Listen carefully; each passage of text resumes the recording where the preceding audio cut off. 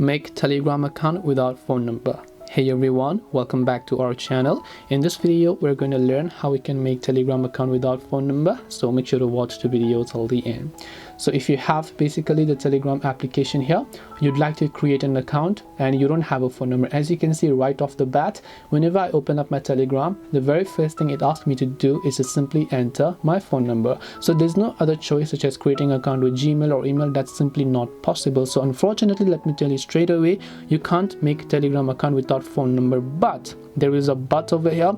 That is that just because you don't have a real phone number doesn't mean you can't create it, because you can still use a virtual phone number, and there are dozens of sites and services that are completely legal that does offer you this type of services, for which unfortunately I can't mention them in this video. So you can simply do your own little bit of research. You can search for them in Google. You'll also get the verification code on those virtual phone numbers. They're completely legal. Some of them are free, some of them are paid, and then you will get the verification code and you can start using Telegram even if you don't have a real phone number.